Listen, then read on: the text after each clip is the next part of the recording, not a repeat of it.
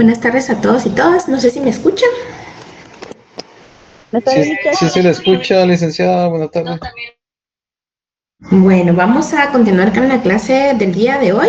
Habíamos estado hablando en las últimas dos clases un poco ya sobre el desarrollo del juicio ejecutivo, ¿verdad? Como juicio también singular de ejecución. Hablando ya específicamente en la última clase sobre la fase cognitiva que encontramos dentro de este tipo de procedimiento, ¿verdad? Hablamos un poco ya sobre las actitudes que puede asumir el ejecutado o el demandado, ¿verdad? Dentro de esta etapa específica sobre la parte cognitiva, ¿verdad? Que son algunos de los aspectos relevantes que hemos visto en contraposición a algunas diferencias que habíamos ya conocido respecto al juicio ejecutivo en la vía de apremio, ¿verdad? Hemos estado hablando sobre aspectos importantes que si bien se aplica algunas disposiciones con relación al juicio ejecutivo en la vía de apremio para algunas etapas del presente juicio ejecutivo común, ¿verdad? Yo le llamo juicio ejecutivo común. También es cierto que pues tenemos que observar ciertas particularidades o ciertas fases de relevancia en cuanto al juicio ejecutivo y particularmente en cuanto a lo que se refiere a la parte o la fase cognitiva, ¿verdad? Que hablábamos ya en clases anteriores, que esta fase cognitiva del juicio ejecutivo pues tiene una cierta característica, ¿verdad? Dos características puntualmente, que es una fase cognitiva incompleta o provisoria, ¿verdad? A diferencia de lo que comúnmente hemos estado hablando sobre los juicios de conocimiento per se, ¿verdad? Retomando un poco lo que habíamos dejado en la última clase, pues hablábamos de las posturas o actitudes que puede asumir el ejecutado dentro de la demanda o al momento de ser notificado sobre la demanda planteada de ejecución, el requerimiento correspondiente. Y en este sentido, pues hablábamos particularmente que una de las posturas o actitudes del demandado puede ser el pago del adeudo, ¿verdad? Tal como también lo veíamos en el caso del juicio ejecutivo en la vía de apremio. También otra de las actitudes que puede asumir el demandado es incomparecencia, ¿verdad? Es decir, no se pronuncia dentro del plazo de los 5 días que se le corre de audiencia y en este sentido, pues hablábamos que la incomparecencia tiene un efecto, ¿verdad? Y que en este caso es que tiene como efecto la aceptación del reclamo, ¿verdad? Era una de las cuestiones puntuales que hablábamos. Otras de las actitudes del demandado puede ser la negación de pago per se, y en este caso, en los documentos que yo les compartí, les hacía ver que teníamos que hacer una anotación en tachar la última parte, ¿verdad?, del primer párrafo de la descripción que colocaba en cuanto a la negación de pago, porque no es aplicable, ¿verdad?, al caso del juicio ejecutivo, sino vamos a decir que la negación del pago, una vez requerido el pago por el ministro ejecutor, si este no se hace efectivo, se aplican las mismas disposiciones que el juicio ejecutivo en la vía de apremio, para lo cual se decreta específicamente, o lo que vamos a aplicar, ¿verdad?, de las disposiciones del juicio ejecutivo en la vía de apremio, va a ser específicamente el embargo de bienes. Sí, pues se establece que existen bienes del ejecutado, ¿verdad? Ya lo que seguía, pues lo tachamos, ¿verdad? Y decíamos también que una vez realizado el embargo, se espera a que el ejecutado evacúe la audiencia conferida de 5 días y una vez dictada la sentencia que apruebe el juicio ejecutivo en su caso, se procede ya con la fase de tasación, que ahí vamos a retomar todas aquellas otras fases que ya hemos conocido y estudiado del juicio ejecutivo, ¿verdad? También hablábamos que otra de las actitudes del demandado en este tipo de juicios puede ser la oposición, ¿verdad? La oposición desde el establecimiento de las disposiciones de nuestro Código Procesal Civil, pues específicamente está regulado en el artículo 331, primer párrafo, ¿verdad?, en donde nos establece que si el ejecutado se opusiera, deberá razonar su oposición y, si fuera necesario, ofrecer la prueba pertinente. Sin esos requisitos, el juez no le dará trámite a la oposición, ¿verdad? Yo le señalaba que era importante que al momento de analizar esta postura del ejecutado, tenemos dos supuestos. En el primer supuesto es una oposición, ¿verdad?, simplemente basada en argumentos, una oposición del requerimiento que se haga, simple y llana, ¿verdad? O bien, también puede estar el otro supuesto de que sea presentación de excepciones, ¿verdad? Que también el ejecutado, pues, proceda a plantear algún tipo de excepciones. Recordemos que tal como lo establece nuestro Código Procesal Civil en el artículo 331, podemos analizar que en el primer párrafo se establece si el ejecutado no compareciera a aducir oposición o a interponer excepciones. Vemos que están estos dos supuestos, ¿verdad? Que pueden ser, bien sea, como les indicaba, respuesta individual, es decir, oponerse o presentar excepciones, o también puede ser ambas, ¿verdad? Entonces, vemos que al momento en el que nuestro Código Procesal Civil establece los dos supuestos, primero, una oposición simple y llana, sin presentar excepciones, o la interposición de excepciones. Acá tenemos que hacer la anotación justamente en el artículo 330, que estas excepciones son las que vemos comúnmente en el juicio ordinario, que están regulados en el artículo 116. Entonces, ahí para que le hagan la anotación, ¿verdad? Bien sea en el artículo 330 o en el artículo 331, específicamente en donde establece, en el artículo 331, en el segundo párrafo, donde nos establece si el demandado tiene excepciones que oponer, deberá deducirlas todas en el escrito de oposición, ¿verdad? Entonces, ahí, por favor, hacer la anotación del llamado de ver las excepciones que regula específicamente, que se regula en nuestro Código Procesal Civil y Mercantil con relación al juicio ordinario que están en el artículo 116. ¿Y cuáles son estas excepciones?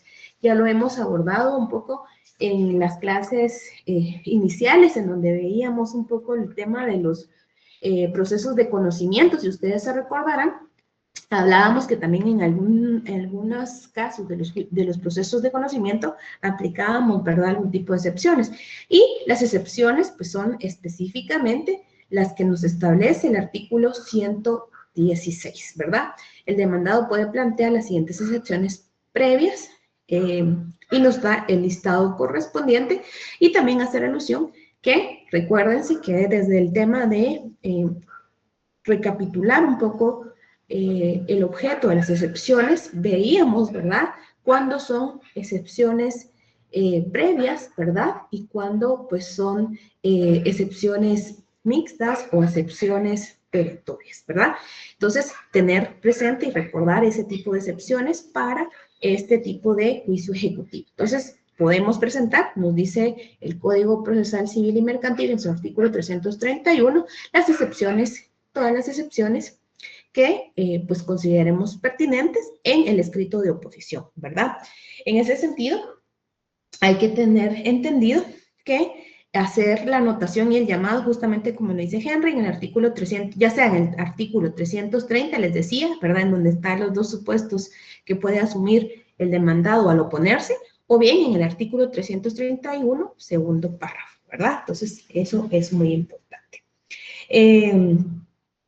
También es importante que analicemos que el ejecutado puede poner sus excepciones sin que alegue específica, hacer ineficaz el título, ¿verdad?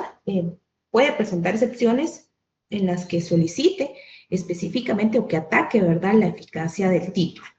En el caso de plantear, por ejemplo, el ejecutado, la excepción, en este tipo de procedimientos vamos a ver más adelante que, como les decía, la característica de esta fase puede ser denominada como una fase cognitiva provisoria, porque no cobra certeza la sentencia que se va a fijar.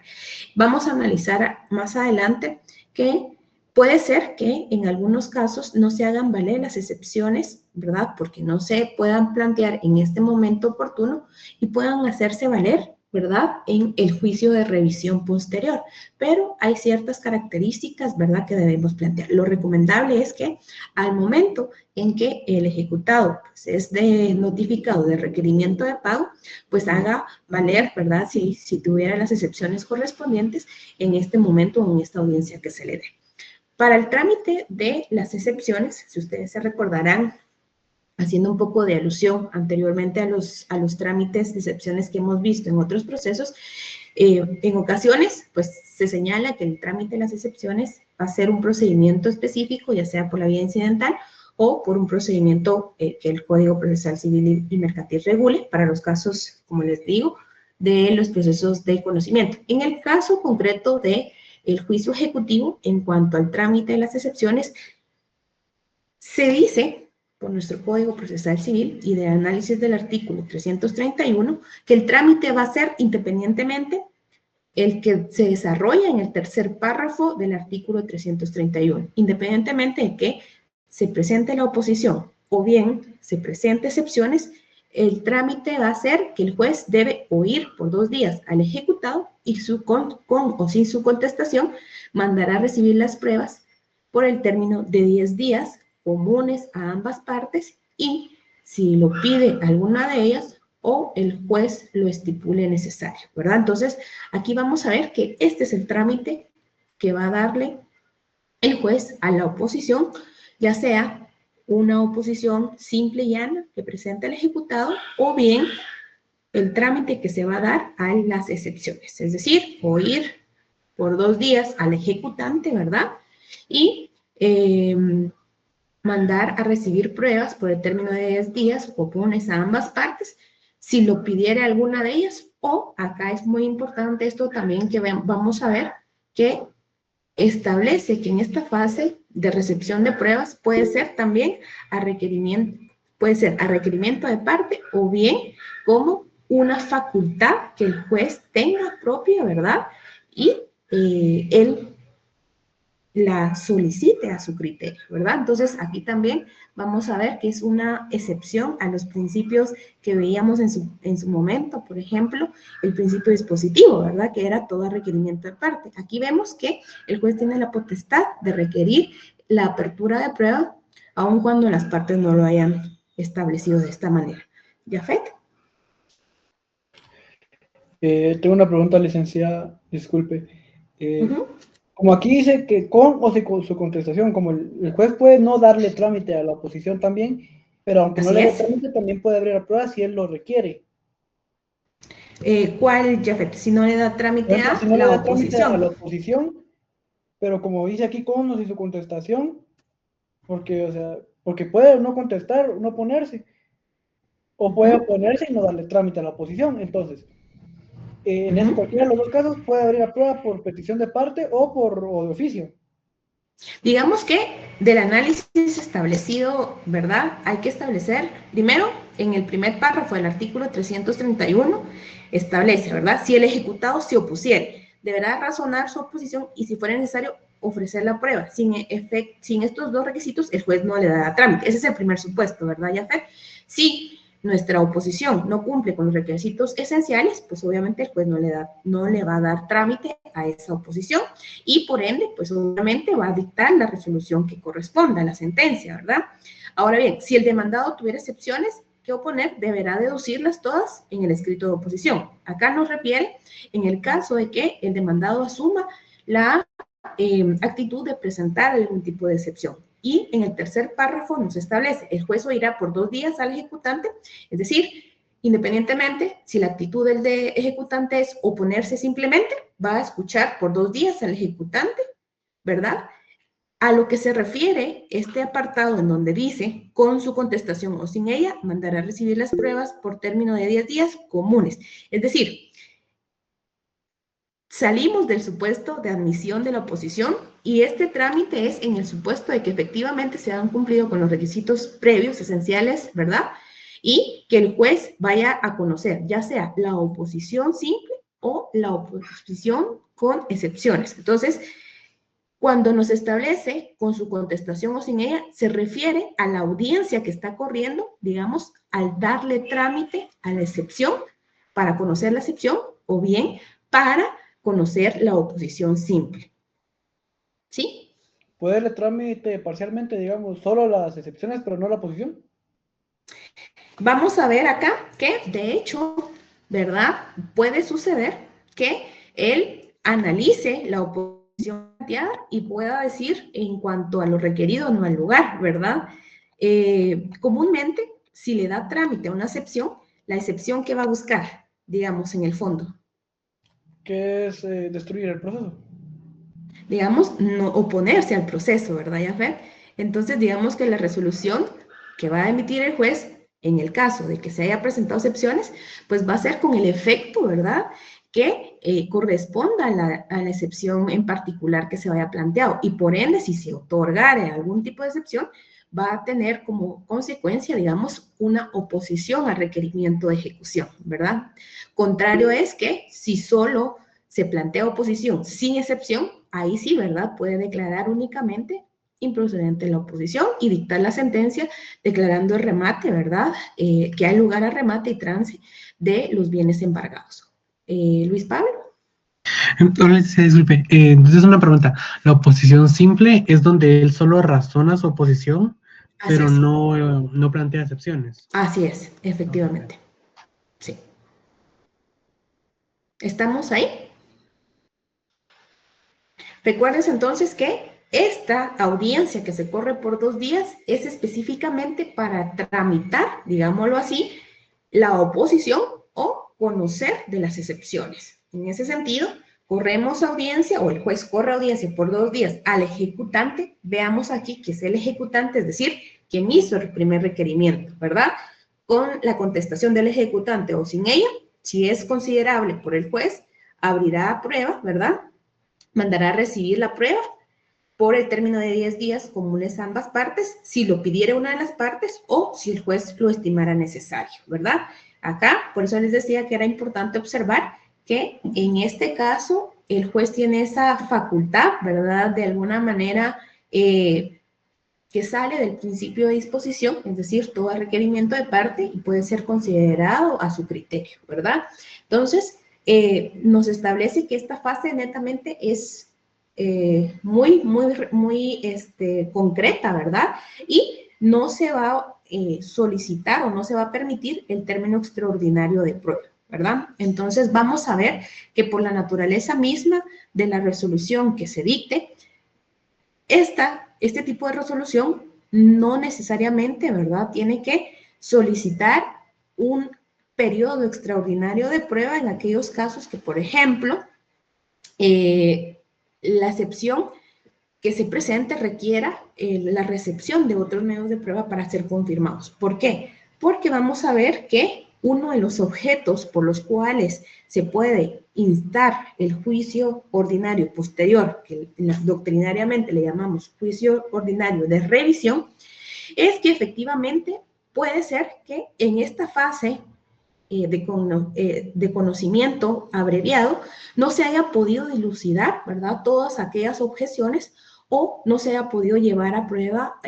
todos aquellos elementos que consideramos necesarios para desvirtuar el requerimiento del ejecutante, ¿verdad? Entonces, también por la naturaleza misma es que este juicio es muy abreviado, ¿verdad? Sumario, y que por eso puede dar pie a un posterior juicio ordinario de revisión, ¿verdad? Entonces, muy importante que analicemos que el artículo 331 y parte del artículo 332 del Código Procesal Civil y Mercantil nos establecen el trámite per se, ¿verdad?, de la fase de conocimiento del juicio ejecutivo.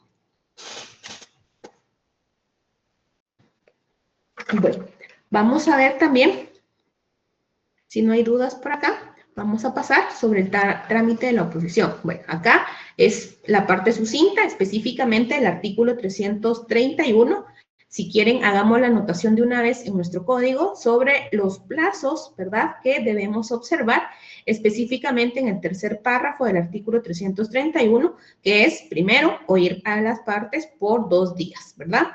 Oír por 2 días al ejecutante y con su contestación o sin ella, mandar a recibir la prueba por el término de 10 días, ¿verdad? Entonces vamos a subrayar ahí estos 2 plazos específicos. Primero, la audiencia que se corre al ejecutante por 2 días y los 10 días para recibir pruebas, ¿verdad? Y hacer la anotación que acá no se otorga término extraordinario de prueba.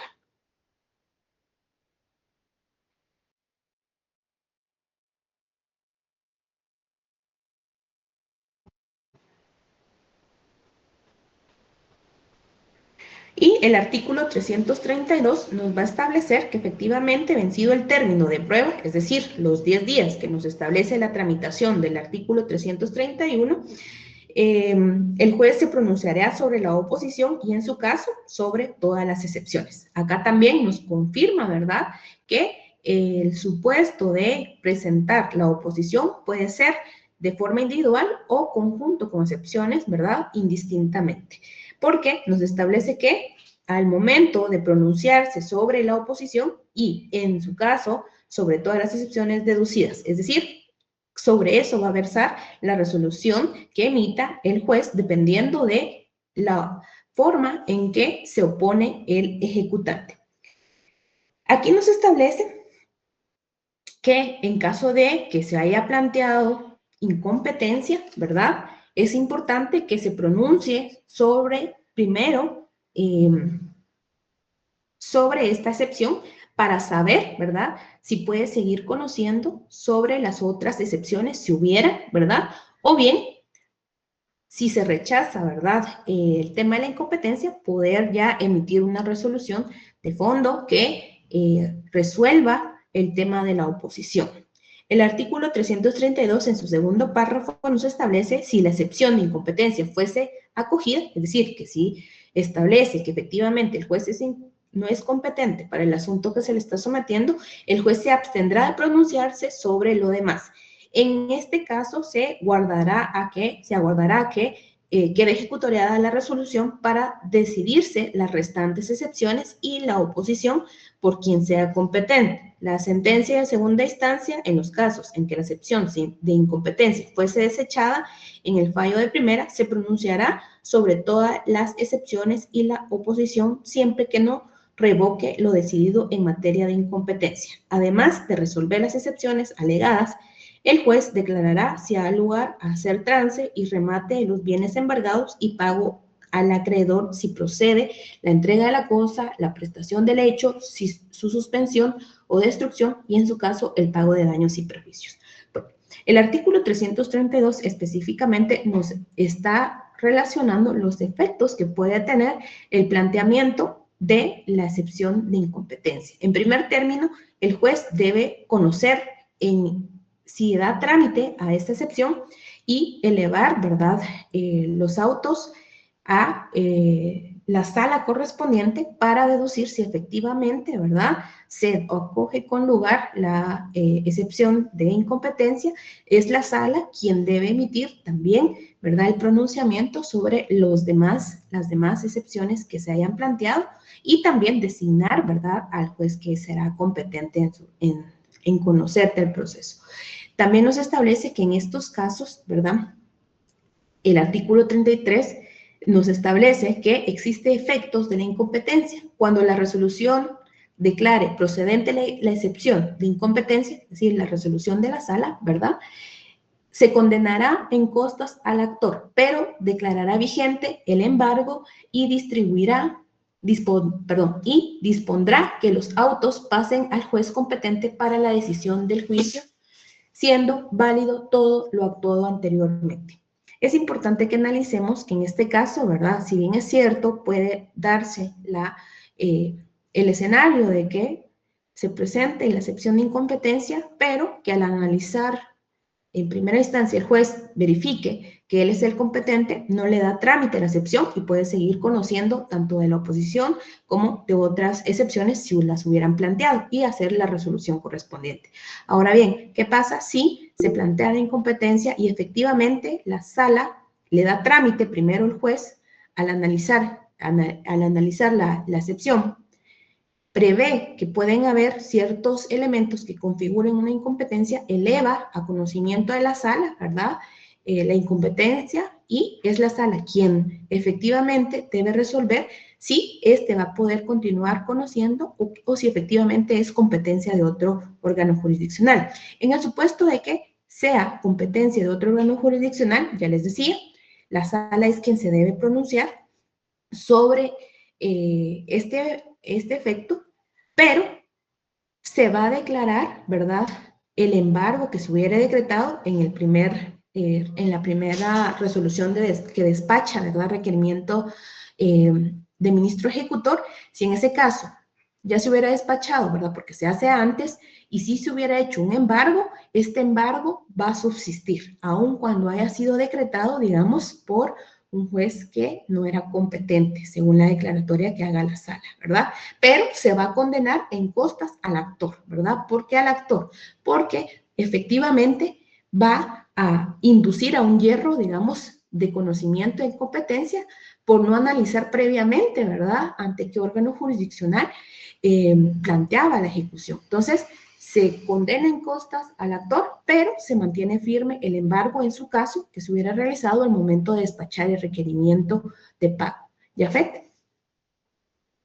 Licenciada, disculpe, tengo una duda. Es que no sé si cuando hay excepción de incompetencia, el juez la resuelve y de oficio la eleva para que la firme, Mire, pues, o es si se apela. No. Ustedes tienen que tener claro los temas de incompetencia, así como también excusas y recusación, son resueltas siempre por las salas, es decir, en segunda instancia, no se resuelven por el juez de instancia.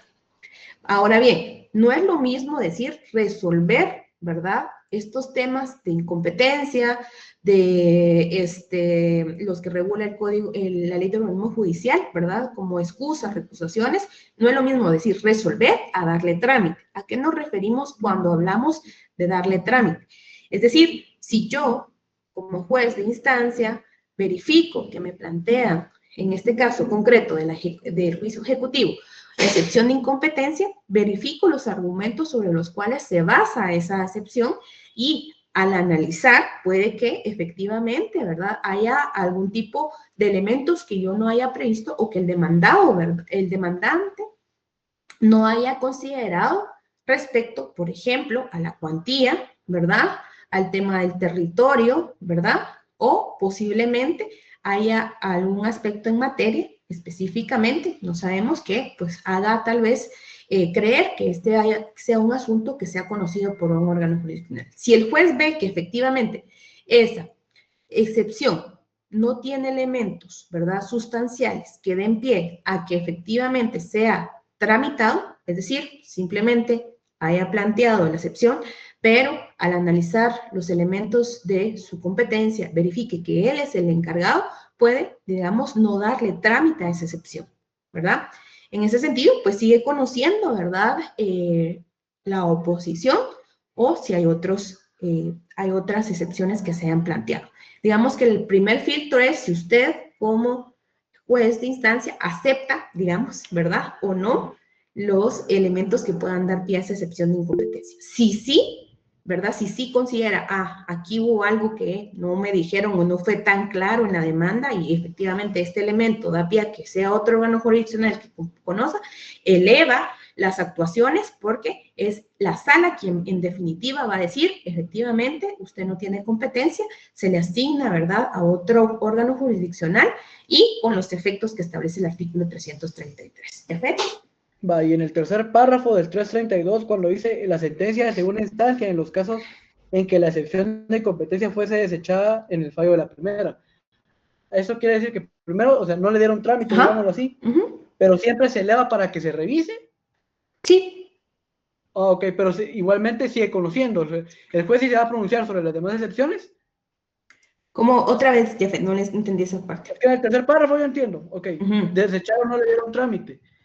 Entonces, pero igual se va a elevar a segunda instancia para que lo corroboren. Sí, así es. Pero va a seguir conociendo el procedimiento normal. ¿Quién? O sea, va a seguir el juez de primera instancia va a seguir conociendo las otras excepciones. O tiene que esperar a que resuelvan en segunda instancia que le compruebe para seguir conociendo. Así es, efectivamente, tiene que esperar. Para que no dé motivo a impugnaciones posteriores. Y entonces cuando resuelve en la sentencia de segunda instancia se pronuncia de una vez sobre las excepciones y la oposición. Así es. La sala se pronuncia. Sí, porque recuérdese que una vez planteado la excepción, lo primero que tiene que hacer el juez es verificar esa excepción. Y si hay más excepciones, no se va a pronunciar. Pero el momento en que la sala indique que efectivamente él era competente, ¿verdad?, o confirme que efectivamente él es competente, también debe hacer pronunciamiento sobre las otras excepciones y remitir el fallo a el de instancia, ¿verdad? Esto es para que sea más rápido el procedimiento. Para continuar con el procedimiento, exacto. Ya. ¿Sí? Sí, gracias. Bueno, acá estamos entonces con, específicamente, acá lo importante es verificar el tema de la incompetencia, ¿verdad? Es importante porque a quién le corresponde, en primera instancia, estar seguro de plantear una demanda ante el órgano jurisdiccional correspondiente, ¿verdad? Al requirente, ¿verdad? Entonces, siempre es importante que verifiquemos estos aspectos a fin de que no dé pie, ¿verdad? A excepciones que puedan hacer un poco más larga, ¿verdad? El proceso y bien tener la resolución correspondiente. Bueno, seguidamente, hasta acá, terminaríamos, ¿verdad? Con la fase de conocimiento abreviado. Ya habíamos hablado un poquito, ¿verdad? Al inicio de la explicación del juicio ejecutivo sobre el último párrafo del artículo 332. Vamos a volver a hacer la repetición, ¿verdad? Y recordarles que al momento de resolver, es decir, al momento de emitir la sentencia, el juez, en este párrafo 332, es muy importante que ustedes subrayen qué es lo que se debe resolver, digamos, qué es lo que el juez debe resolver en la sentencia. Primero, declarará si hay lugar o no a hacer trance y remate de los bienes embargados y pago del acreedor, ¿verdad? En el supuesto de que declare sin lugar, ¿verdad?, la oposición y las excepciones. Segundo, si procede la entrega de cosas, la prestación de hechos, la prestación del hecho, su suspensión o destrucción y en su caso el pago de daños y perjuicios. ¿Por qué hace referencia, y esto ya lo habíamos mencionado, por qué ese cuarto párrafo del artículo 332 hace referencia a si procede la entrega de cosas, la prestación de hechos, suspensión o destrucción y en su caso el pago de daños y perjuicios? ¿Por qué habla específicamente de estos supuestos? ¿Yafet? Porque es en el caso de las ejecuciones especiales, que lo que pueden también, digamos, condenar en el juicio ejecutivo que se realice. Okay. Recordemos que una de las características que vimos en la primera clase, si se recordarán ustedes, diferenciando el juicio ejecutivo en la vía de apremio, que tenía títulos privilegiados, hablábamos de eso, ¿se acuerdan? Y que uno de ellos era la sentencia. Y en ese juicio ejecutivo en la vía de apremio hablábamos específicamente de que eran ejecutables únicamente las sentencias de carácter condenatorio, ¿se acuerdan, verdad? Sin embargo, vemos, y se los dije al inicio de este análisis de juicio ejecutivo común, que aquí no únicamente va a ser objeto, ¿verdad?, aquellas sentencias de carácter condenatorio, porque esas son materia específica del juicio ejecutivo. Sin embargo, puede darse, ¿verdad?, el procedimiento aplicable, el juicio ejecutivo común, digamos, común, va a ser aplicable el procedimiento para aquellos casos también, como decía el compañero, y no lo refería, para el juicio ejecutivo de obligación de dar, por ejemplo, en el que se ejecute la obligación de hacer, ejecución de obligación de escriturar, ejecución por quebrantamiento de la obligación de no hacer, ¿verdad? Entonces, recordemos que en este caso de procedimiento de juicio ejecutivo, no aplica lo que hablábamos del juicio ejecutivo en la vía de apremio, ¿verdad? En cuanto al tema del título de sentencia, que era específicamente de carácter condenatorio. No, acá hablamos de responsabilidades, sí, ¿verdad? Que deriven de títulos en donde efectivamente puede ser cantidad de dinero líquida y exigible, ¿verdad? Pero también hablamos de los supuestos en los que puede establecerse la aplicación de este procedimiento de juicio ejecutivo para ejecución de obligaciones de dar, ejecuciones de obligación de hacer, ejecuciones de obligación de escriturar o ejecuciones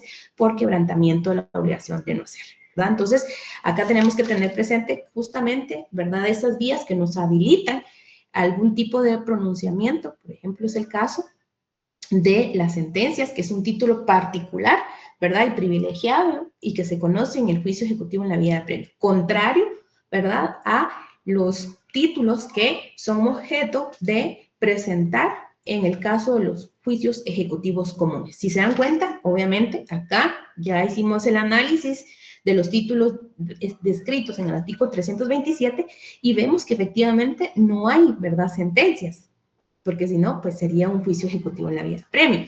Pero sí es importante, ¿verdad?, que se va a promover cuando exista la obligación líquida y exigible por los títulos que nos describen. Pero también puede ser, y así nos lo establece el artículo 332, cuando proceda la entrega de cosas, ¿verdad?, la prestación de hechos, la suspensión o destrucción, y en su caso, el pago de daños y perjuicios, ¿verdad? También se puede describir en este tipo de sentencias esas obligaciones para con el ejecutado, ¿verdad? Entonces es muy importante hacer ese tipo de análisis. Y hasta aquí terminaríamos, si quieren coloca ahí, terminar, hasta aquí se termina el juicio ejecutivo en su parte de conocimiento abreviado, ¿verdad? Esto es lo que aplica. Una vez en el supuesto de que tengamos la sentencia y el juez resuelva las excepciones sin lugar y la oposición sin lugar, declara que hay lugar a hacer trance y remate de los bienes, en su caso que se hayan embargado, ¿verdad? ¿Qué procedimiento continúa? ¿Qué proceso y qué fase continúa?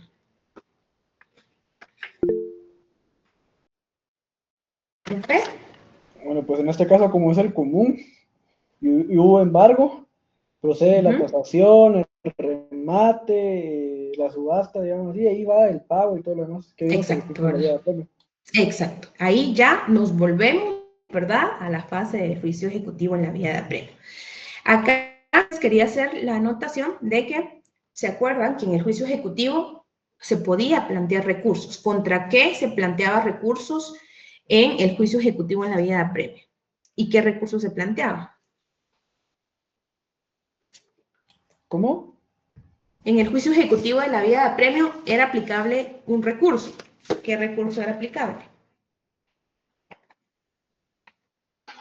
El recurso de apelación, licenciada. ¿Y contra qué proceso? Contra el auto que no admita la vía de apremio y contra el auto que no apruebe la liquidación. Eran dos supuestos, ¿verdad? Decía justamente el artículo 325 en cuanto al tema de la vía que solo podrá plantearse apelación contra el auto que no admita la vía de apremio contra el que apruebe la liquidación. Aquí vamos a ver que, contrario a esos supuestos que nos regulan la vía de apremio, en el juicio ejecutivo, primero, también, ¿verdad?, se va a aplicar la apelación. El recurso de apelación. Primer punto, comparativo, similar, igual, ¿verdad?, que en el juicio ejecutivo en la vía de apremio, en ambos, cabe recurso de apelación. La diferencia en cuanto al juicio ejecutivo, si uno dice puesto en el artículo 334, vamos a ver que en el juicio ejecutivo únicamente el auto en que se deniegue el trámite de la ejecución, la sentencia y el auto que apruebe la liquidación serán apelables, ¿verdad? Entonces nos da ahora tres supuestos. ¿Por qué nos da tres supuestos? A ver, desde lo que hemos visto hasta el momento. ¿Qué es lo que se incorpora como supuesto para ser objeto de apelación? ¿Yafet? La sentencia, licenciada. Exacto. Por la misma lógica que hemos visto en la naturaleza, ¿verdad?, del juicio ejecutivo, que tiene la parte de conocimiento abreviado, vemos que se va a agregar, ¿verdad?, que también es apelable esa resolución que el juez emita en la sentencia. Entonces vemos que efectivamente van a ser tres cuestiones que podemos apelar. Primero, tal como aplicaba en el juicio ejecutivo en la vía de apremio, la que deniega el trámite de la ejecución. Aquí se agrega la sentencia, porque efectivamente hay una etapa propia del juicio ejecutivo, y el auto que apruebe la liquidación, ¿verdad? Entonces esto es muy importante que hagamos el análisis correspondientes, porque pues por la naturaleza también de este procedimiento pues se agrega, ¿verdad?, también la sentencia como objeto para ser sancionado mediante recurso de apelación. Y finalmente el tribunal acá, bueno, el artículo 334 nos da el trámite de esa apelación en el que parece que el Tribunal Superior señalará día para la vista dentro de un término que no exceda de 5 días, pasados el cual resolverá dentro de 3 días, so pena de responsabilidad personal.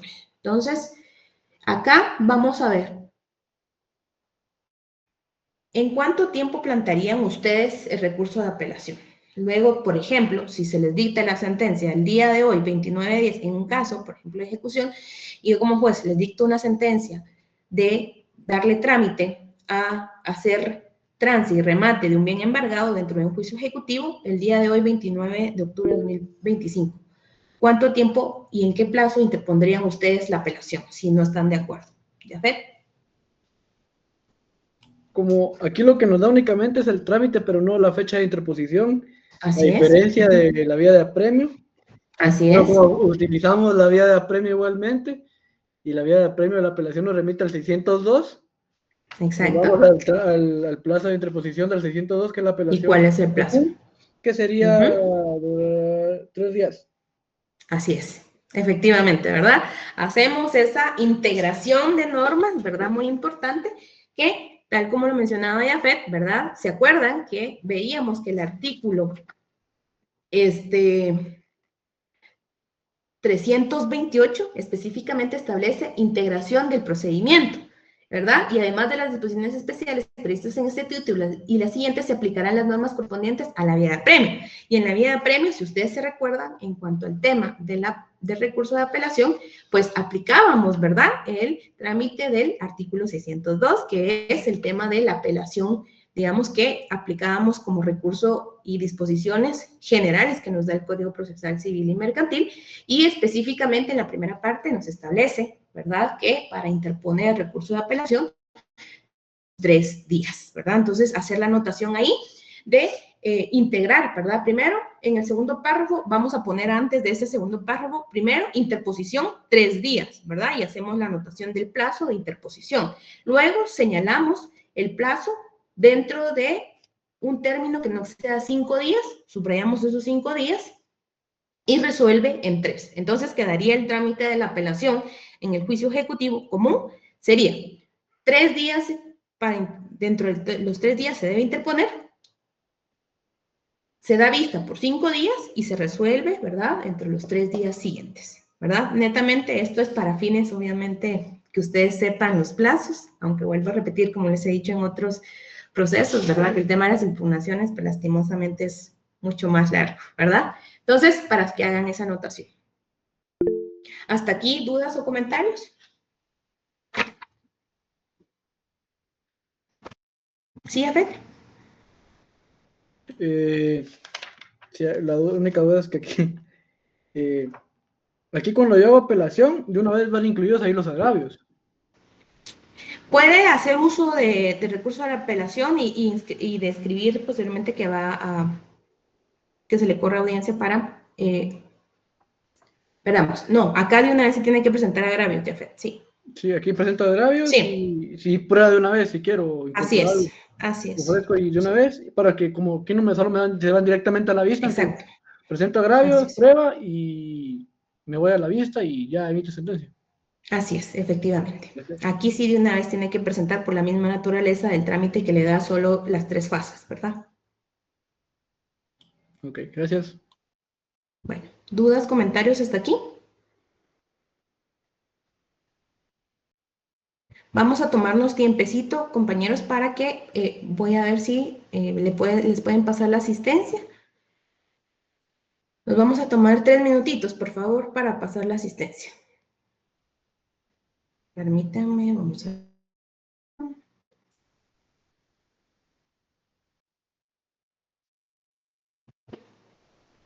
a ver si podemos pasar la asistencia. Ya está la asistencia en el chat. Ah, muy bien, muy bien, muy bien, perfecto. Gracias, Jimena.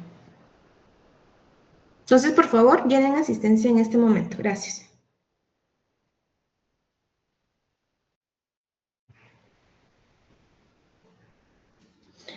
Si quieren título de la clase de hoy, sería clase 3, juicio ejecutivo, ¿verdad?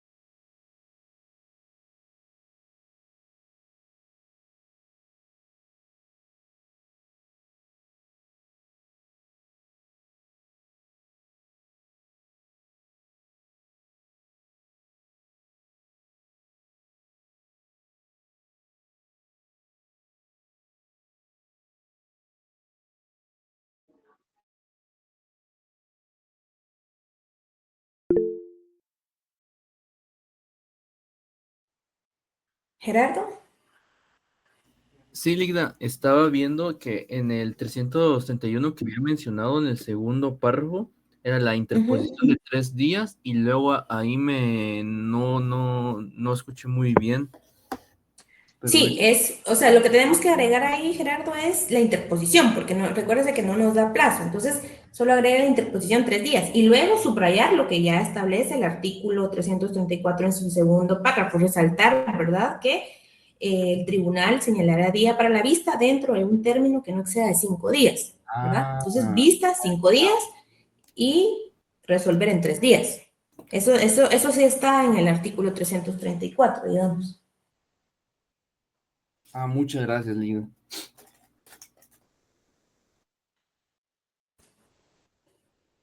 Bueno, continuemos entonces. ¿Hasta aquí dudas o comentarios? Buenas tardes, licenciada. Disculpe, fíjese que no me dejó llenar la asistencia, no me deja abrir el link. ¿Qué puedo hacer? Vamos a dar, yo creo que Sí, todavía está fíjese que lo habilitado. intento. Lo enviaron 3 veces, pero fíjese que no me carga Tal para vez su ingresar. conexión, trate de conectarse desde su computadora, su teléfono que tenga mejor señal. Tal vez de la Voy, conexión. voy a probar otra vez porque sí intenté, pero no me deja. Va, no tenga pena, Ingrid. Bueno, gracias. Bueno, entonces vamos, si no hay comentarios o dudas hasta aquí, ya hicimos algunas anotaciones importantes, ¿verdad? De esta fase. Se termina con la sentencia, ya indicamos cuál es el contenido de la sentencia. Ahora bien, vamos a pasar a lo que establece el artículo 335. Acá quiero que le hagan un cuadrito, ¿verdad? O resalten lo que establece el artículo 35, porque son varios supuestos, ¿verdad? Y vamos a analizar específicamente ahora lo que procede sobre el juicio ordinario posterior, ¿verdad? Entonces, vamos a hacer las anotaciones siguientes. Primero, vamos a establecer acá que doctrinariamente, como les decía, ¿verdad?, anteriormente, este juicio ordinario posterior es conocido en la doctrina como juicio de reposición. Entonces, acá ponemos juicio de reposición, ¿verdad?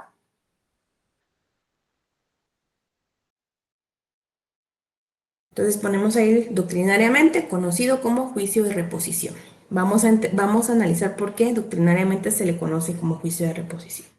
En el primer párrafo del artículo 335 nos confirma lo que hemos venido diciendo, ¿verdad?, desde el inicio sobre el juicio ejecutivo. ¿Jafet? ¿Juicio de revisión o reposición? Juicio de repetición. Repetición. Yo lo escuché Sí, repetición. repetición. A ver, Repetición. gracias. Repetición. Bueno. Entonces les decía que el primer párrafo nos confirma esa característica de la cual hablábamos en la primera clase del juicio ejecutivo común, ¿se acuerdan, verdad? Porque nos establece que el juicio ejecutivo, específicamente acá subrayamos, la sentencia dictada en juicio ejecutivo no pasa en autoridad de cosa juzgada y lo decidido puede modificarse en juicio ordinario posterior, ¿verdad? Entonces acá subrayamos el fundamento, ¿verdad? Efectivamente que el juicio ejecutivo, la sentencia que se emite en la fase de conocimiento del juicio ejecutivo no pasa por autoridad de cosa juzgada. Es la excepción, ¿verdad?, a aquellos fallos del órgano jurisdiccional que, pues, por lo general, ¿verdad?, son, una vez no impugnados, pues constituyen, ¿verdad?, cosa juzgada, ¿verdad? En este caso, no tenemos cosa juzgada, sino puede ser revisado en un juicio posterior. En el segundo párrafo vamos a analizar que este juicio solo puede promoverse, y aquí es muy importante que señalemos los supuestos cuando procede la interposición de este juicio de repetición. Primer supuesto, entonces en el segundo párrafo vamos a colocar número 1, ¿verdad?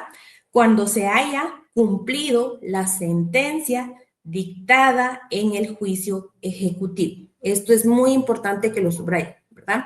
Ya les vamos a explicar por qué. Entonces, el primer supuesto para promover el juicio de repetición es que en la sentencia, si yo no estoy de acuerdo con la sentencia, acá quiero explicarle dos situaciones. ¿Quiénes consideran ustedes que pueden promover este juicio de repetición? ¿El demandante o el ejecutante o el ejecutado? ¿Quién de los dos puede promoverlo a su consideración? ¿Yafet? El ejecutado. ¿Alguien más? Bueno, no. Hay que le declare sin lugar.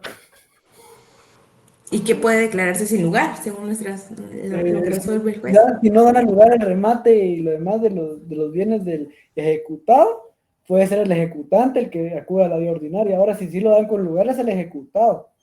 Exacto. Primer aspecto, el juicio ordinario posterior lo puede instar tanto la parte ejecutada como quien esté ejecutando, ¿verdad? En el supuesto primero, que la sentencia, por ejemplo, haya declarado que no a trámite, ¿verdad? A trance y remate. Ahí a quién afectan, ¿verdad? A la persona que está promoviendo la ejecución. Si esto le afecta, digamos, puede ser revisado en un juicio posterior. También puede ser revisado en un juicio posterior ordinario la sentencia que, por ejemplo, haya dado trámite, ¿verdad? El trance y remate de bienes embargados. En este supuesto en el que efectivamente se haya declarado con lugar, ¿verdad? El trance y remate de los bienes embargados, es al ejecutado a quien le corresponde, ¿verdad? Si no está de acuerdo con esa resolución, promover el juicio de repetición. Y en este caso particular es en donde aplica este supuesto que nos establece el segundo párrafo del artículo 335, porque la condición para que se promueva y se admita ese juicio ordinario posterior es que aún, ¿verdad? Cuando no esté de acuerdo con la sentencia dictada y el proceso, ¿verdad? De remate que se esté haciendo, liquidación, etcétera, si ya está configurado la liquidación, él tiene que hacerse cargo del pago, ¿verdad? Así como está diciendo, cuando se haya cumplido la sentencia dictada en juicio ejecutivo.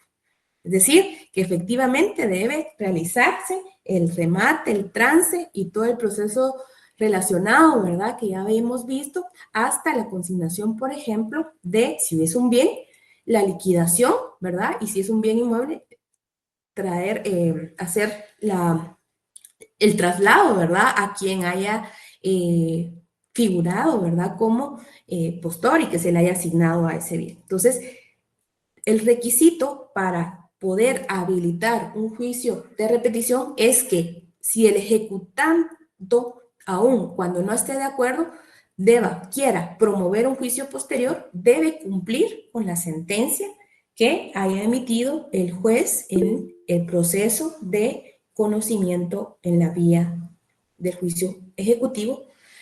Y este caso es importante que lo analicemos porque este supuesto no se va a aplicar, ¿verdad? En el caso de que no hayan declarado con lugar el trance y remate, ¿verdad? Porque ahí el ejecutante no puede cumplir con algo que pues no le dieron lugar.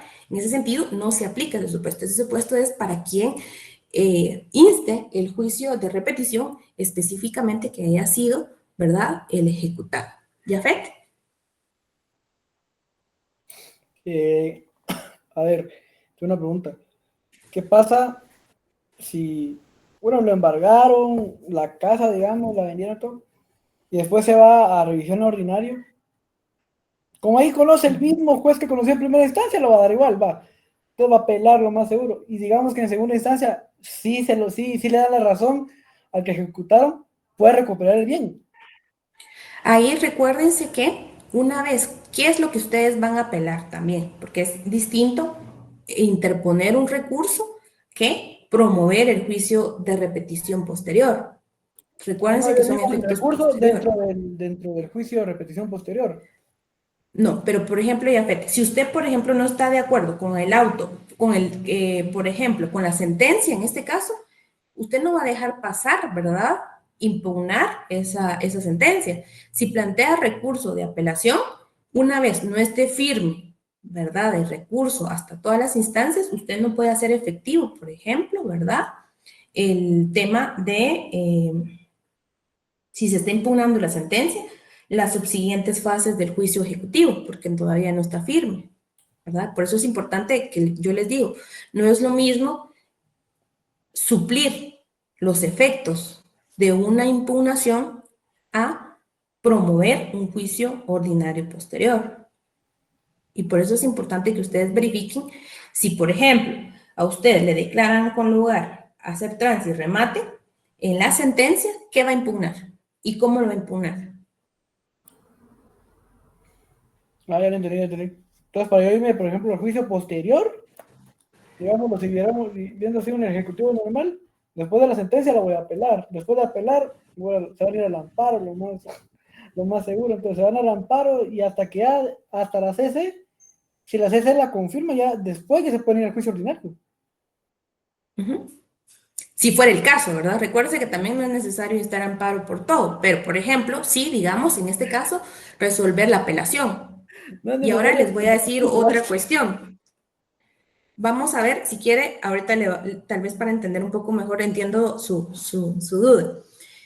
Entendamos que el juicio ejecutivo se va a promover cuando consideremos nosotros que la etapa cognitiva no fue suficiente, ¿verdad? Para solventar algunas cuestiones, por ejemplo, de prueba con la cual nosotros no aportamos, o si, por ejemplo, no se planteó una excepción que diera lugar o no se conoció y no se dio trámite a una excepción que efectivamente podría, ¿verdad?, dar lugar a que no se procediera con el juicio ejecutivo.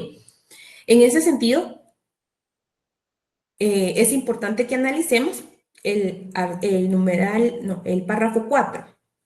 El derecho a obtener la revisión de lo resuelto en el juicio ejecutivo caduca a los 3 meses de ejecutoriada, que es ejecutoriada la sentencia dictada en este, o de concluido los procedimientos de ejecución en su caso, ¿verdad? Entonces, si ven, acá nos establece dos supuestos. ¿Por qué creen que nos establece estos dos supuestos?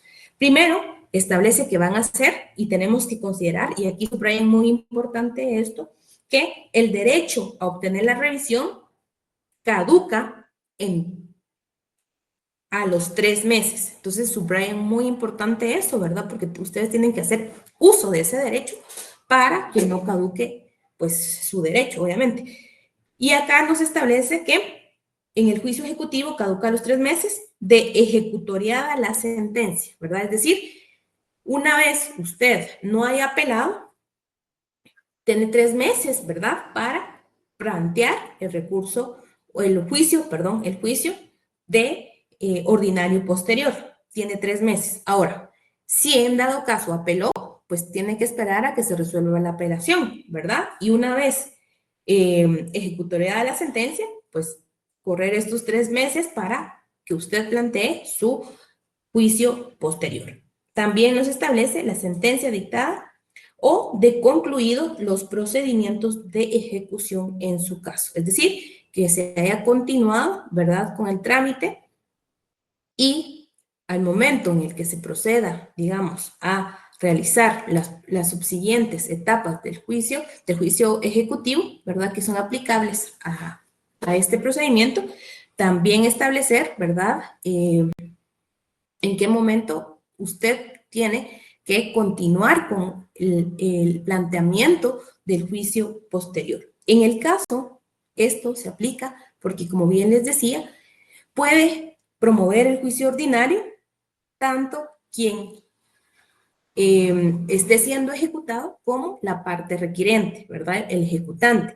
Y este supuesto que dice concluidos los procedimientos de ejecución en su caso. Es decir, esto aplica para cuando, por ejemplo, no se haya dado lugar a hacer trance y remate, ¿verdad? Entonces, a partir de ahí, si yo, quien promoví la ejecución, no estoy de acuerdo, también tengo 3 meses, ¿verdad?, para plantear el recurso ordinario posterior.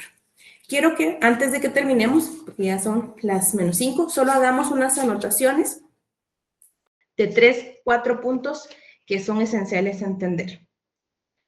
Primero, podemos resumir que el juicio ordinario posterior puede discutirse. Primero, se puede discutir lo resuelto en juicio ejecutivo con toda amplitud, tanto los puntos de hecho como de derecho. Esos pueden ser objeto de discusión en el juicio de revisión posterior. lo cual permite el acceso a la casación. Y aquí por eso le decía a Jafet también muy importante.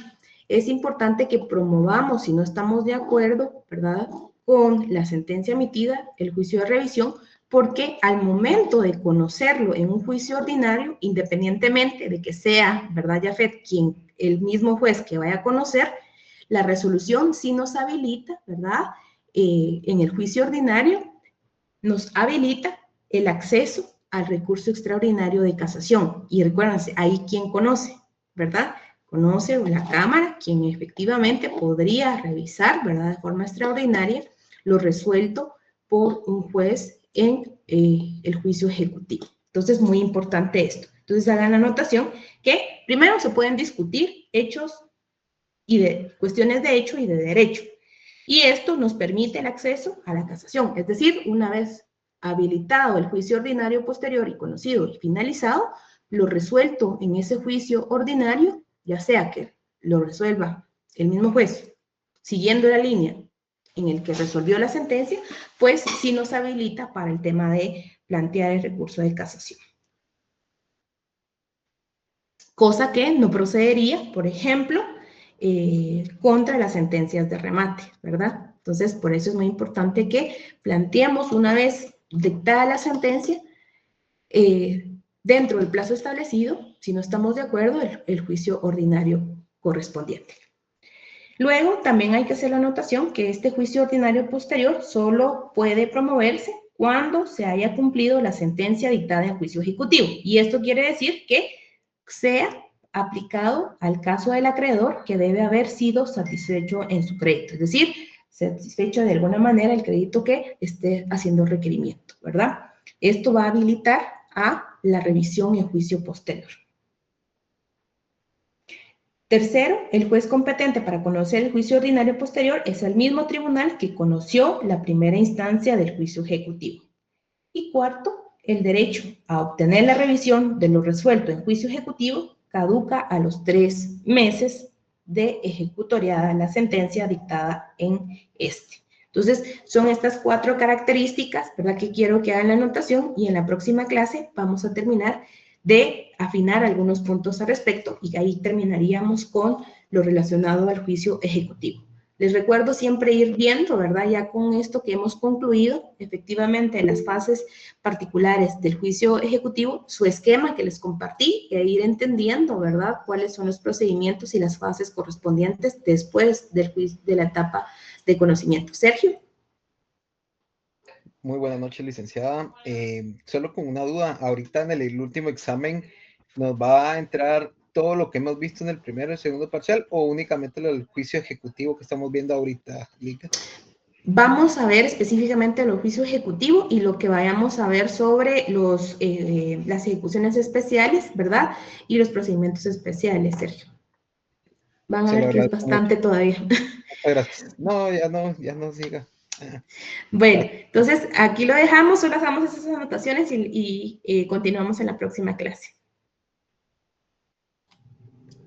Gracias, licenciada. Feliz Gracias, noche. licenciada. Feliz noche. Bueno, feliz noche. Feliz noche, licenciada.